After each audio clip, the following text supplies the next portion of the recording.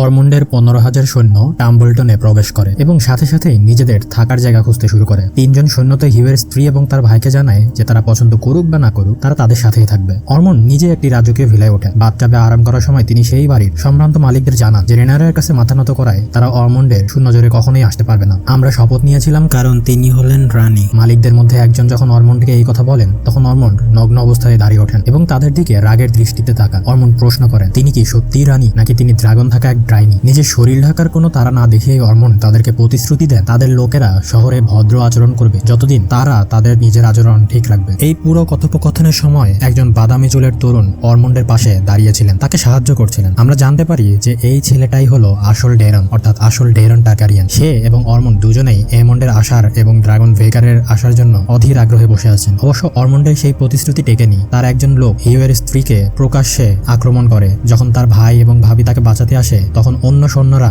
তাদের মারধর শুরু করে। তারা সবাই অরমন্ডের সামনে হাজির হলে অরমন্ড শাস্তি হিসাবে সেই অপরাধী সৈন্যকে হাত ভেঙে দেওয়ার আদেশ দেন। কিংস ল্যান্ডিং এ রেনারা বুঝতেই পারছিলেন না কেন অরমন্ড কোনো কৌশলগত সুবিধা ছাড়াই একটা বড় বাজার শহর দখল করলো। অর্থাৎ অরমন্ডের এখানে কোনো লাভই নেই। রেনারাকে খেপানো ছাড়া অরমন্ডের এখানে আর কোনো লাভই নেই। রেনারা ক্ষোভ প্রকাশ করে বলেন সে আমাকে এক জায়গায় আমার নিজের রাগ প্রকাশ করতে বলছে, যে জায়গার মানুষরা আমার নিজেরই মানুষ, যে জায়গার মানুষরা আমার পতাকা উত্তোলন করেছে। রেনারা জানেন সে যদি এখন টাম্বলটনে আক্রমণ করে তাহলে সে সেখানকার জনগণের সমর্থন হারাতে পারেন এবং কে জানে এর মাধ্যমে হয়তো সে সিংহাসনও হারাতে পারেন। গ্র্যান্ডমাস্টার অরওয়েল রেনেরাকে পরামর্শ দেন যে ডেমনের বাহিনীকে টাম্বলটনে পাঠানোর জন্য। মাইসেরিয়াও এর সাথে একমত হন। এই পদক্ষেপটি ড্রাগনের আগুনের চাইতে কম ধ্বংসাত্মক হবে। রেনেরা এই প্রস্তাবে রাজি হন। মাস্টারের এরকম সুদক্ষ চিন্তাভাবনার কারণে রেনেরা তাকে পুরস্কার হিসেবে ছোট কাউন্সিলে যোগ দেওয়ার আহ্বান জানান। অরওয়েল যখন মাইসেরিয়ার পাশে টেবিলে বসেন ঠিক তখনই মাইসেরিয়া একটা চমৎকার পরামর্শ দেন। তিনি রেনারিকে বলেন এমন একজনকে মাস্টার অফ কয়েন হিসাবে নিয়োগ করা উচিত যাকে যে কোনো সময় বলির পাঠা বানানো যাবে। অর্থাৎ জনগণ যখন বুঝতে পারবে যে কিংস ল্যান্ডিং এ রাজকোষ খালি হয়ে আছে, অর্থাৎ কোনো টাকা নেই, ঠিক তেমন সময়ে যে মাস্টার অফ কয়েন হবে তাকে ফাঁসানো যাবে। রেনেরা ঠিক এমনই একজনকে চেনে, স্যার টরহেম মেন্টারলি। অরমন্ডের ব্যাপারে কোনো তথ্য পাওয়া যায় কিনা সেই ব্যাপারে জানতে রেনেরা অ্যালিসেন্টের কাছে যান। অ্যালিসেন্ট যদিও বলেন তিনি অরমন্ডকে খুব কমই চেনেন, তবুও তার যা মনে ছিল তা প্রকাশ করেন। অরমন্ড একজন পণ্ডিত ব্যক্তি, তিনি ট্র্যাপেস্ট্রি সংগ্রহ করেন। অ্যালিসেন্ট মনে করে বলেন যে আমরা যখন ছোট ছিলাম গোয়েন তাকে নিষ্ঠুর ভাবত, তবে গোয়েন অনেককেই এমন ভাবত। বড় দুই ছেলের পরিণতি দেখে অ্যালিসেন্ট বলেন যে তিনি খুশি যে তার ছোট ছেলেকে দূরে পাঠিয়ে দিয়েছেন।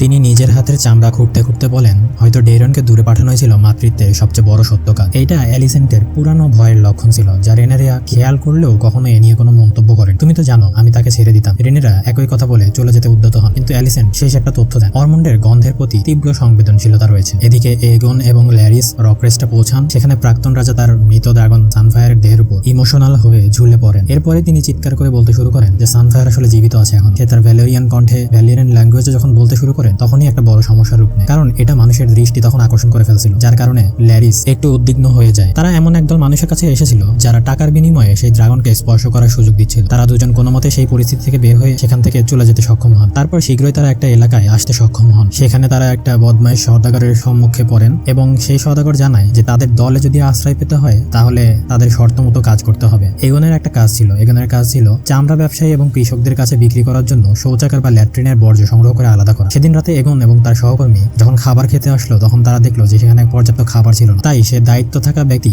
জেনোসের উপর চিৎকার করে ওঠেন। এই জেনোসটাই ছিল সেই দুষ্ট সওদাগর। জেনোস একটা ছুরি বের করে এগনকে আদেশ দেন তার জুতায় চুমা খেতে, নয় মরতে। চুম খাওয়ার সময় এগনের ভেতরের মানুষটি যেন একদম বড় কোনো রিভেঞ্জের জন্য প্রস্তুতি নিচ্ছিল। অন্যদিকে ক্রিস্টন, গোয়েন এবং তার বাকি সৈন্যরা হ্যারেন হলে পৌঁছে। অ্যালিস রিভার্স তাদের জানায় যে এমন্ড এখানে নেই, দুর্গের সাথে জড়িত সবাই মারা গেছে এবং রেনেরা এখন রান। ক্রিস্টন কোল পরে গোয়েনকে বলেন আমাদের কাজ খুবই সহজ, নদীর এই আবর্জনাগুলোকে কিংস ল্যান্ডিং এ যাওয়া থেকে আটকাতে হবে। কিন্তু গোয়েন একই রকম উত্তেজনা অনুভব করছিলেন না, কারণ তার মনে হচ্ছিল খেলাটা ইতিমধ্যে তাদের হাত থেকে বের হয়ে গেছে। তবে কেন জানি হঠাৎ ক্রিস্টন কোল তার দায়িত্ববোধ ফিরে পান এবং বলতে থাকেন যে পরিস্থিতি যাই হোক না কেন আমরা এটা করতে যাচ্ছি। কিংস ল্যান্ডিং এ রেনেরা অরওয়েলকে জিজ্ঞেস করেন হাই টাওয়ার এবং ফেইথ অফ দ্য সেভেন এর মধ্যকার সম্পর্ক কেমন। অরওয়েল বলেন যে এরা গভীরভাবে জড়িত, তবে ফেইথ বা ধর্মীয় সমাজ এতটাই অহংকারী যে তারা কোনো পরিবারকে তাদের উপর প্রভাব খাটাতে দেয়। রেনেরা এখনো বিরক্ত যে হাই সেপ্টন এখনো তাকে রানী হিসেবে স্বীকৃতি বা অভিষেক দিচ্ছেন না। তবে অরওয়েল প্রশ্ন করেন যে রানী হওয়ার জন্য কি আদৌ কোনো আনুষ্ঠানিকতার গুরুত্ব আছে। ডেমন শোনার জন্য দ্য ভেল অফ অ্যারেতে যান।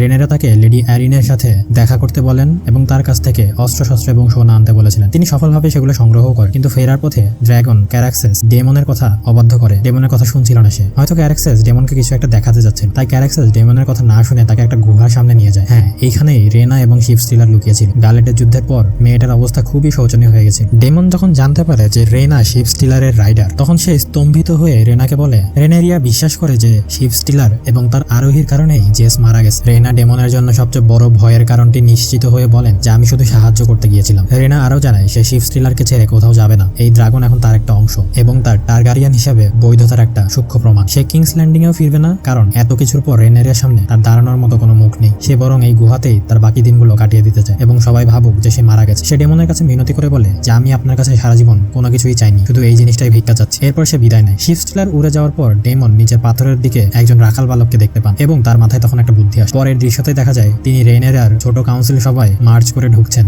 এবং টেবিলের উপর একটা কাটা মাথা রাখেন। সে ঘোষণা করে যে সে একটা ন্যায় বিচার করেছে। সেই ন্যায় বিচারটা কি? গালেটের যুদ্ধে যে শিপ স্টিলারের রাইডার ছিল, ডেমন সেই শিপ স্টিলারের রাইডারকে মেরে তার মাথা পুড়িয়ে দিয়েছে। রেনেরিয়া এসব কথা বিশ্বাস করতে না পেরে দ্রুত তার ঘর খালি করার নির্দেশ দেন এবং তিনিও ডেমন সেখানে থাকেন। রেনেরিয়ার মাথায় তখন অনেক প্রশ্ন ঘুরপাক খাচ্ছিল, যার প্রথমটি ছিল সে আসলে কে আর সে কিভাবে বন্য ড্রাগন তার নিয়ন্ত্রণে নিল। ডেমন উদাসীনভাবে বলেন চিন্তার কিছু নেই, ড্রাগনটি পালিয়ে গেছে, এখন আর কিছু দেখার নেই। এবং জেসেরিয়াসকে যে হত্যা করেছে তার চোখে চোখ রেখে কথা বলার রেনেরের ইচ্ছাটাকে ডেমন উড়িয়ে দিল। পরাজিত হয়ে রেনেরা তাকে বলেন যে ডেমন যেভাবে সিটি ওয়াচকে টাকা দিতে চায় তা সেরকম হবে না, বরং এই টাকাটা সাধারণ মানুষের কল্যাণে যাবে। পরে যখন ডেমন মন খারাপ করে বসেছিলেন তখন তিনি রানীর এই নির্দেশের জন্য মাইসেরিয়াকে দোষারোপ করেন। জবাবে মাইসেরিয়া ব্যঙ্গ করে বলেন আচ্ছা ওটা কার মাথা ছিল? অরমন্ড যখন তার অ্যারোমেরাথি বল তৈরি করছিলেন তখন হ্যারেনহল থেকে গোয়েনের পাঠানো একটি বার্তাবাহক আসে। সেই বার্তা পেয়ে তিনি এতটাই রেগে যান যে তলোয়ার দিয়ে তিনি টেবিলে আঘাত করতে শুরু করেন। নিজেকে সামলে নেওয়ার পর অরমন্ড শান্তভাবে পাশে দাঁড়িয়ে থাকা ডেরনকে আপডেট দেন।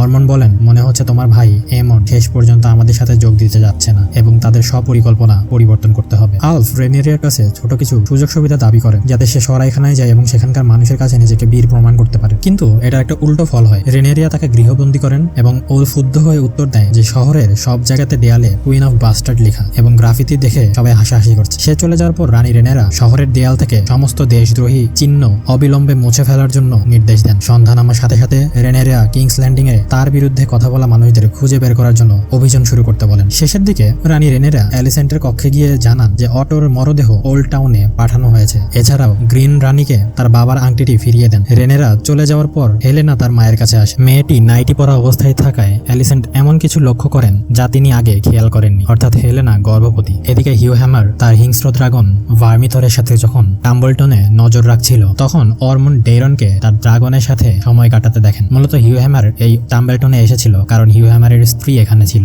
এবং সে রেনেরিকে অনুরোধ করে সে যেন টাম্বলটনের উপর নজর রাখতে পারে, সে আরো ভালো করে নজর রাখতে পারবে। অরমন্ডের কাছে একটা খবর ছিল। অরমন্ড তখন ডেরনকে বলে এখন তোমাকেই রাজা হতে হবে। এরপর তিনি হিউয়ের ভাইকে ডেরনের সামনে নিয়ে আসেন। হাই টাওয়ার সৈন্যকে আঘাত করার অপরাধে তাকে হত্যা করার নির্দেশ দেন। অরমন্ড ডেরনকে বলে তোমাকে আমি বড় করে তুলেছি, আমি অনেক ঝুঁকি নিয়েছি, তোমার এখন আমার জন্য কিছু করার আছে। অরমন্ড তলোয়ারটি বাচ্চার হাতে তুলে দিয়ে বলেন তাকে হত্যা করো। ভয়ে ডেরনের চেহারা ফ্যাকাশে হয়ে যাচ্ছিল, কিন্তু সে আদেশ অনুযায়ী কাজ করে, তাই সে হাঁটু গেড়ে থাকা বন্দী লোকটার শরীরে তলোয়ারের ধারালো অংশ ঢুকিয়ে দেন। তারপর তার ড্রাগন টেসেরিয়ন সেই লোকটার দেহটা পুড়িয়ে ছাই করে দেন। অরমন্ডকে বেশ সন্তুষ্ট দেখায়। তারপর তিনি ঘোষণা করেন এভাবেই আমার যাত্রা শুরু হলো। এরপরে এই এপিসোডটা শেষ হয়ে যায়।